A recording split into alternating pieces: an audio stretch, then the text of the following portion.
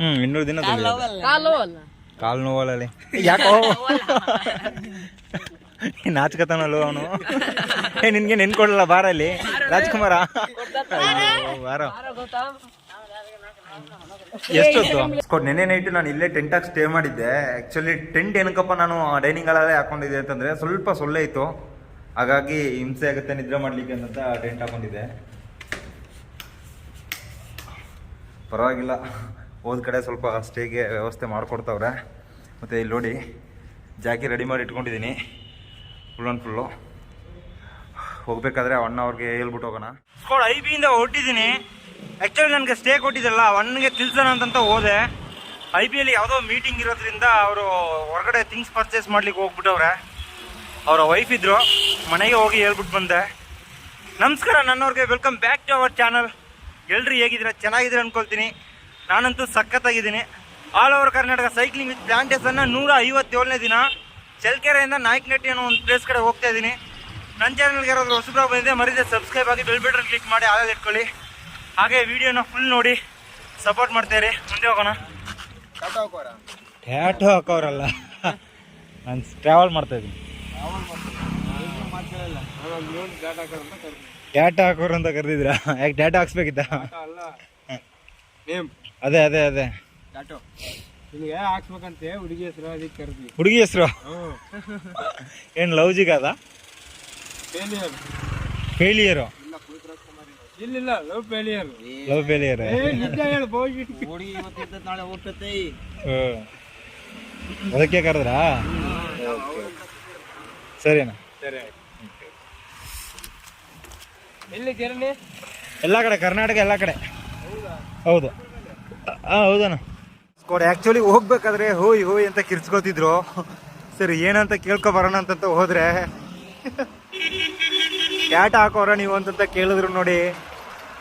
ಅಲ್ಲೇ ಫನ್ ಆಗಿಬಿಡ್ತು. ಆ್ಯಕ್ಚುಲಿ ಅವರು ಗೊತ್ತಿದ್ದು ಕೇಳಿದ್ರು ಇಲ್ಲ ಗೊತ್ತಿಲ್ಲದೆ ಕೇಳಿದ್ರು, ಒಂದು ಗೊತ್ತಾಗ್ತಿಲ್ಲ. ಬಟ್ ಗೊತ್ತಿಲ್ಲದೆ ಕೇಳಿದ್ರು ಅಂತಂತ ನಾನು ನಂಬ್ಕೊಂಡಿದ್ದೀನಿ. ಇನ್ನೊಂದು, ಯಾರಪ್ಪ ಈಗಿನ ಕಾಲದಲ್ಲಿ ಸೈಕಲಲ್ಲಿ ಕ್ಯಾಟ್ ಹಾಕೋದು? ಅಯ್ಯೋ ಅಯ್ಯೋ. ಚಳ್ಳಕೆರೆಯಿಂದ ನಾಯಕನಹಟ್ಟಿ ಕಡೆಗೆ ಹೋಗ್ಬೇಕಾದ್ರೆ 1 ವೇ ರೋಡ್ ಮಾತ್ರ ಇದೆ. ಮಧ್ಯೆ ಸಣ್ಣ ಪುಟ್ಟ ಗ್ರಾಮಗಳಿವೆ. ಬಟ್ ನಾನು ಗ್ರಾಮದಲ್ಲಿ ಹೋಗಲಿಲ್ಲ, ಮೇಯ್ನ್ ರೋಡಲ್ಲೇ ಹೋಗ್ತಾ ಇದ್ದೀನಿ. ನೀವು ನೋಡ್ಬೋದು, ವ್ಯವಸಾಯ ಅಂತೂ ಇಲ್ಲಿ ರೇರು ಅನ್ನೋದಕ್ಕಿಂತ ಹೆಚ್ಚಾಗಿ ವ್ಯವಸಾಯ ಮಾಡ್ತಾರೆ. ಬಟ್ ಅದು ಪ್ರತಿಫಲ ಅನ್ನೋದು ತುಂಬಾ ಕಡಿಮೆ ಸಿಗುತ್ತೆ ಅಂದ್ಕೊಳ್ತೀನಿ. ನೋಡ್ಬೋದು ಎಷ್ಟೋ ಲ್ಯಾಂಡ್ಗಳು ಇನ್ನೂ ಸುಮ್ಮನೆ ಬಿಟ್ಟಿರ್ತಕ್ಕಂಥದ್ದನ್ನು ನೋಡ್ಬೋದು ಇಲ್ಲಿ ನೋಡಿ.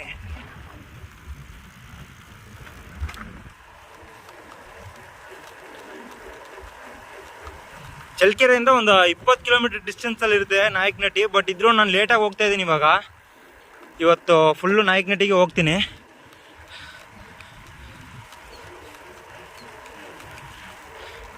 ಈ ಕಡೆ ಈ ಮುಳ್ಳಿನ ಮರ ಇದೆಯಲ್ಲ, ಇದಂತೂ ಎಚ್ಚೆತ್ತಿನ ರೀತಿಲಿದೆ. ಇದಿದ್ರೆ ವ್ಯವಸಾಯನೇ ಮಾಡೋಕ್ಕಾಗಲ್ಲ. ಎಷ್ಟು ಜನಕ್ಕೆ ಗೊತ್ತೋ ಗೊತ್ತಿಲ್ವೋ ಗೊತ್ತಿಲ್ಲ.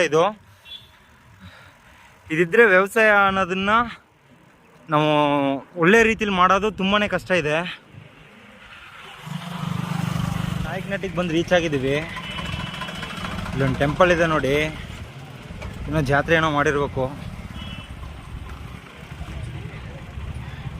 ಇಲ್ಲೇ ಎಲ್ಲೋ ಮಠ ಇದೆ ಅಂತಂತ ಕೇಳಿದ್ರು, ಕೇಳಿ ನೋಡೋಣ. ನಾನು ಆ್ಯಕ್ಚುಲಿ ಡ್ರೆಸ್ ವಾಶ್ ಮಾಡಬೇಕು, ಅದಕ್ಕೋಸ್ಕರನೇ ಇವತ್ತು ಜರ್ನಿ ಅಷ್ಟೊಂದೇನು ಮಾಡಲಿಲ್ಲ. ನಮ್ಮ ಮಠ ಇಲ್ಲಿ ಏನೋ ಇರೋದು? ಒಳ ಮಠ ಇಲ್ಲೇನಾ? ಇದು ಯಾರ್ದು ಅಂದರೆ ಇಲ್ಲ ರೂಮ್ಸ್ ಎಲ್ಲ ಸಿಗ್ತಾವಲ್ಲ, ರೂಮ್ಸ್ ಎಲ್ಲ ಕೊಡ್ತಾರಲ್ಲ? ಹಾಂ, ರೂಮ್ಸು. ಹೊರಮಠ ಯಾವ್ದಾನ? ಬಸ್ ಸ್ಟ್ಯಾಂಡ್ ಹತ್ರ ಹೋಗ್ಬೇಕಾ? ಹಾಂ, ಅಲ್ಲೂ ಉಳ್ಕೊಳಕ್ಬೋದಲ್ಲ? ಸರಿ, ಓಕೆ, ಸರಿ ಅಣ್ಣ, ತಿಳಿಸ್ಕೊಡಿ. ಆ್ಯಕ್ಚುಲಿ ಇಲ್ಲಿ ಏನೋ ವಿಶೇಷತೆ ಇದೆ. ಸೊ ಹಾಗಾಗಿ ರೂಮ್ಸು ಮತ್ತು ನಾವು ಬೇರೆ ಏನಾದರೂ ಅಪ್ರೋಚ್ ಮಾಡಿದ್ರೆ ಅದು ಸಿಗ್ಲಿಕ್ಕೆ ಕಷ್ಟ. ಸೊ ಅದಕ್ಕಾಗಿ ಮುಂದೆ ಹೋಗ್ಬಿಡೋಣ. ಅಲ್ಲೊಂದು ಮಠ ಇದೆಯಂತೆ, ಆ ಮಠದಲ್ಲಿ ಹೋಗಿ ಕೇಳಿ ಫಸ್ಟ್ ಡ್ರೆಸ್ ವಾಶ್ ಮಾಡಬೇಕು. 3 ಡೇಸ್ ಆಗಿದೆ ಡ್ರೆಸ್ ವಾಶ್ ಮಾಡಿ, ಇನ್ನೂ ಡ್ರೆಸ್ ವಾಶ್ ಕೂಡ ಮಾಡಿಲ್ಲ. ಇದೇ ನಾಯಕನಹಟ್ಟಿ ಮೇಯ್ನ್ ಅಂದ್ಕೊಳ್ತೀನಿ. ಸ್ವಲ್ಪ ಟ್ರಾಫಿಕ್ ಜಾಮ್ ಇದೆ, ಹಾಗೆ ಜನಸಂಖ್ಯೆ ಕೂಡ ಜಾಸ್ತಿ ಇದೆ. ಅಲ್ಲಿ ಕಾಣ್ತಿದೆಯಲ್ಲ ಆರ್ಚು ದೇವಸ್ಥಾನದದ್ದು, ಅಲ್ಲಿ ಹೋಗಿ ನೋಡೋಣ, ಸ್ಟೇಗೆ ನೋಡೋಣ.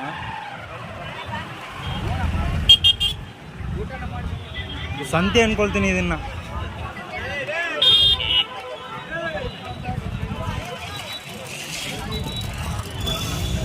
ಸಂತೆನೆ ನೋಡಿ.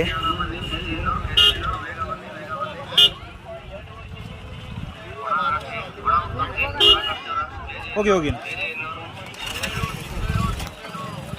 ಕುಂಕುಮ ಗುಡ್ಡನ ಬೆಟ್ಟ ಕಟ್ಟಂಗೆ ಕಟ್ ಮಾಡಿದವ್ರೆ. ಸಂತೆನ ಜಾತ್ರೆನ ಒಂದು ಗೊತ್ತಾಗ್ತಿಲ್ಲ. ಸ್ವಲ್ಪ ಸೈಡ್ ಸಂತೆ ವಿತ್ ಜಾತ್ರೆ ಇದು.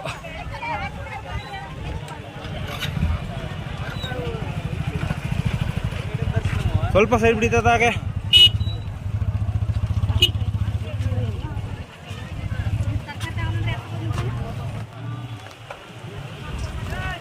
ಬಾಯಲ್ಲಿ ಬೀಡಿ ಕಚ್ಕೊಂಡು ಮುಂದ್ಗಡೆ ಗಿಂದ್ಗಡೆ ಎಲ್ಲ ನೋಡಲ್ಲ, ಸುಮ್ಮನೆ ಹಂಗೆ ಬರ್ತಾ ಇರ್ಬೇಕದ್ದೆ. ತಾತ ತಾತ ಇಲ್ಲೇ ಹೋಗಿ ಕೇಳಿ ನೋಡೋಣ, ಸಿಗುತ್ತೆ ಅನ್ಕೋತೀನಿ. ಆ್ಯಕ್ಚುಲಿ ಬಟ್ಟೆ ವಾಶ್ ಮಾಡ್ಬೇಕು, ಇಲ್ಲಾಂತಂದರೆ ಇನ್ನೂ ಒಂದು 20 ಕಿಲೋಮೀಟರ್ ಟ್ರಾವೆಲ್ ಮಾಡಿದ್ದೀನಿ. ಇನ್ನೂ ಜಾಸ್ತಿ ಟ್ರಾವೆಲ್ ಮಾಡಿ ಇದು ಮಾಡ್ಬೋದಿತ್ತು ನಾನು.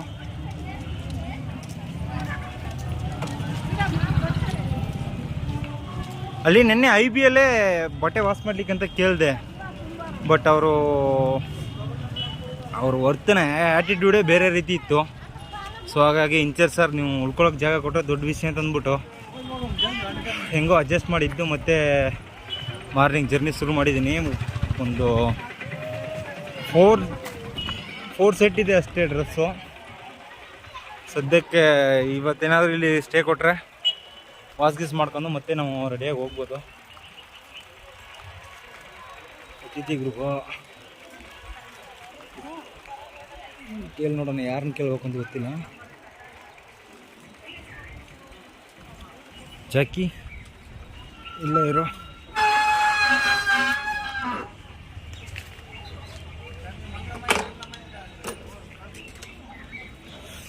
ಹೋಗಿ ಕೇಳಿ ನೋಡೋಣ, ಅಲ್ಲಿ ಸೆಕ್ಯೂರಿಟಿ ಇರ್ತಾರೆ. ಸೆಕ್ಯೂರಿಟಿ ಹತ್ರ ಕೇಳಿ ನೋಡ್ಬಿಟ್ಟು ಬರೋಣ.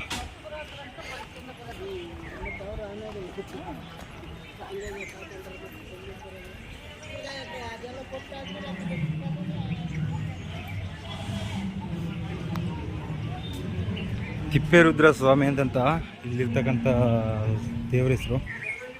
ಅಣ್ಣ ಇಲ್ಲಿ ಅತಿಥಿ ಗೃಹ ಯಾರನ್ನ ಕೇಳ್ಬೇಕಣ್ಣ? ರೂಮ್ಸ್ ಬೇಕಾಗಿತ್ತು ನನಗೆ.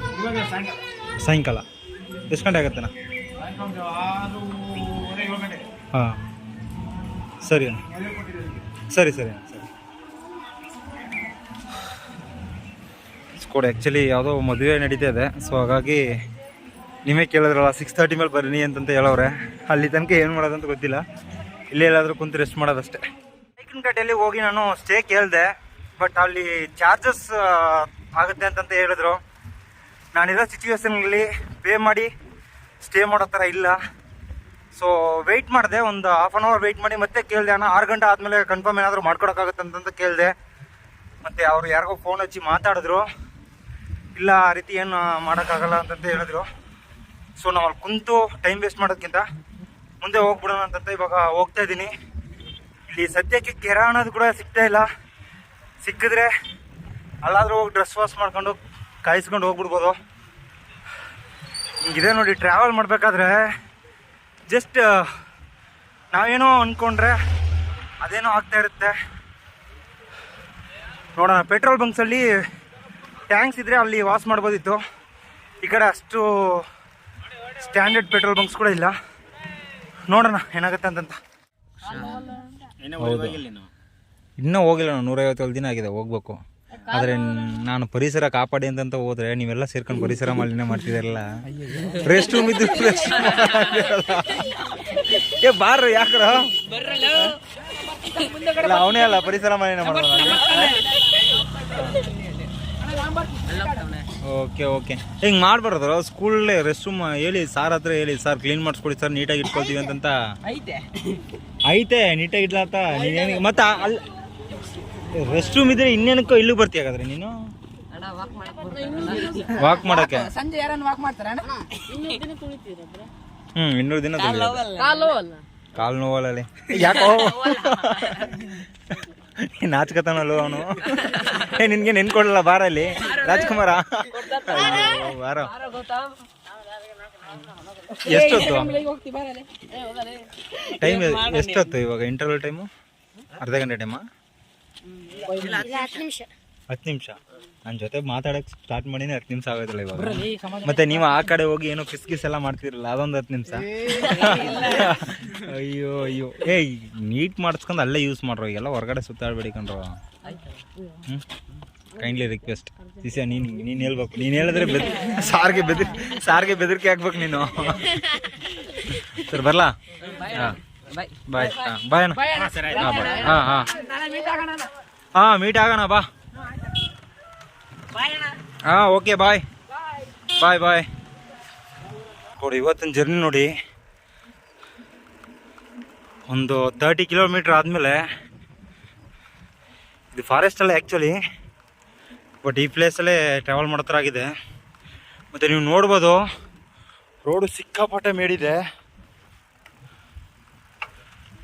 ನೋಡಿ. ಮತ್ತೆ ಇವಾಗ ಡೌನ್ ಬರುತ್ತಲ್ವಾ, ನೆಕ್ಸ್ಟು ಪುನಃ ಅದು ಮೇಡ್ ಏರಬೇಕು. ಅಲ್ಲಿ ನಿಮ್ಗೆ ಕಾಣುತ್ತೆ ಅಂದ್ಕೊಳ್ತೀನಿ. ಹೋಟ್ಲೆ ಬೆಳಿಗ್ಗೆಯಿಂದ ಊಟ ಕೂಡ ಏನೂ ಮಾಡಿಲ್ಲ, ಬಾಳೆಹಣ್ಣು ಮಾತ್ರ ತಿಂತಾ ಇದ್ದೀನಿ. ಇನ್ನೊಂದು ಸ್ವಲ್ಪ ಬಾಡಿ ಎದ್ವತ್ತದ್ವ ಹೀಟಾಗಿಬಿಟ್ಟಿದೆ, ಸೊ ಕೇರ್ ಮಾಡ್ಕೋಬೇಕು.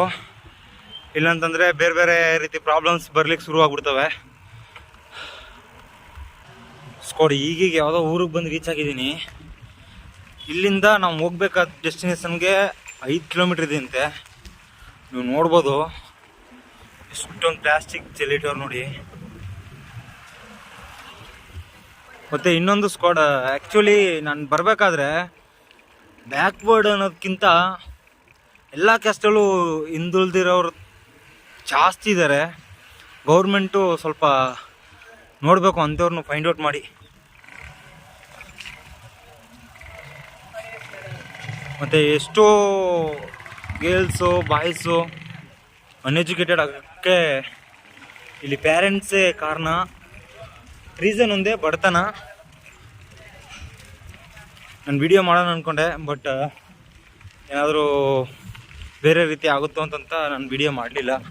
ಎಷ್ಟೊಂದು ಆಟೋಗಳು ಬರ್ತವೆ, ಎಲ್ಲ ಕೆಲ್ಸಕ್ಕೆ ಹೋಗಿದ್ದು ಬರೋರೆಲ್ಲ ನೋಡಿದ್ರೆ ಒಂದು 13-14 ಆ ಏಜಲ್ಲಿ ಇರ್ತಕ್ಕಂಥ ಹೆಣ್ಮಕ್ಳು ಹುಡುಗರು ಅವರೇ ಜಾಸ್ತಿ.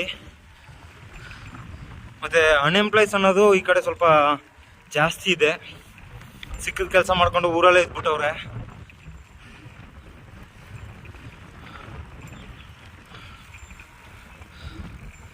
ನನಗಂತೂ ಇವತ್ತು ಒಳ್ಳೆ ಟಯರ್ಡ್ ಆಗ್ಬಿಡ್ತು. ಆ್ಯಕ್ಚುಲಿ ಇವಾಗ ನಾನೊಂದು 5 ಕಿಲೋಮೀಟ್ರ್ ಕಂಪ್ಲೀಟ್ ಮಾಡಿದ್ರೆ 60 ಕಿಲೋಮೀಟ್ರ್ ಆಗುತ್ತೆ ಅಂದ್ಕೊಳ್ತೀನಿ. ಬೆಳಿಗ್ಗೆ ಒಂದೇ ಒಂದು ಪಲಾವ್ ತಿಂದಿದ್ದು, ಅದು ಬಿಟ್ಟರೆ ಮಧ್ಯಾಹ್ನದಿಂದ ಏನೂ ಇಲ್ಲ. ಕಷ್ಟ.